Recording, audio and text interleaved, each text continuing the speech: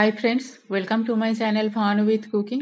आज मैं पीली मटर का दाल बना रही हूँ, जिससे जनरली घुगनी बनती है। बहुत ही पॉपुलर डिश है घुगनी, पर मैं आज घुगनी नहीं बना रही हूँ, दाल बना रही हूँ, जो चावल के साथ बहुत ही टेस्टी लगती है। आप रोटी परोठा के साथ भी खा सकते हो। इजी सिंपल सा एक रेसिपी है, तो चलिए शुरू करते हैं। हाफ कप येलो मटर लिया मैं।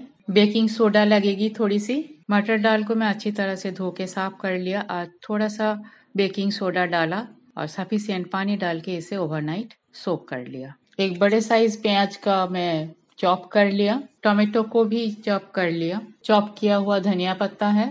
मटर दाल को अब बॉईल करना है। प्रेशर कुकर में डाल देती हूँ पानी के साथ ही। हाफ कप पानी में और डाल रही हूँ। मुझे यहाँ घुगनी नहीं बनानी है।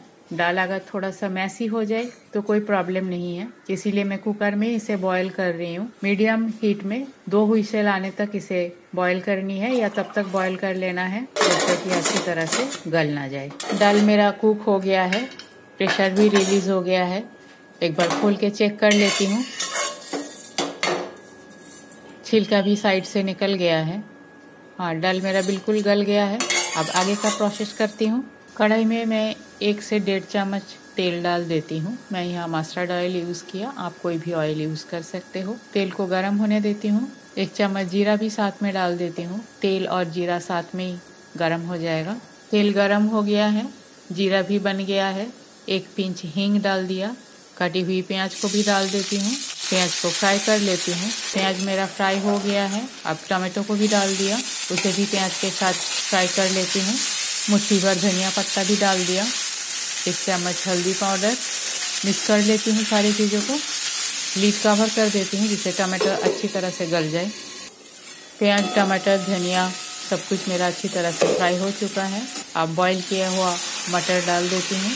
स्वाद अनुसार नमक भी डाल देती हूँ।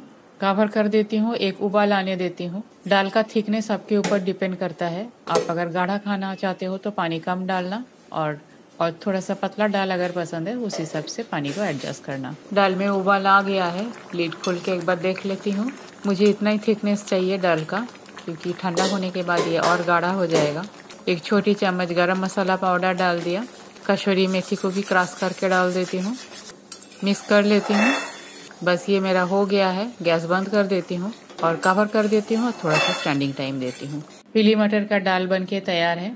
आप चाहो तो इसे चावल के साथ खाओ या रोटी पराठा के साथ भी खाओ, टेस्टी होती है। पीली मटर का दाल बहुत ही हेल्दी होती है, प्रोटीनिशियस होता है। तो रेसिपी अगर पसंद आई तो मेरे चैनल को लाइक, शेयर और सब्सक्राइब जरूर कीजिएगा। थैंक्स फ्रेंड, मेरे वीडियो देखने के लिए। आगे भी बने रहिए। होममेड सिंपल हेल्दी रेसिपी मैं अपलोड करती हूँ जो आप घर पे बना पाओ। रेसिपी अगर पसंद आई तो अपना फ्रेंड सर्कल और फैमिली के साथ शेयर करना ना भूले। न्यू व्यूअर्स के पास मेरा रिक्वेस्ट है, सब्सक्राइब जरूर कीजिए अगर रेसिपी पसंद आई तो।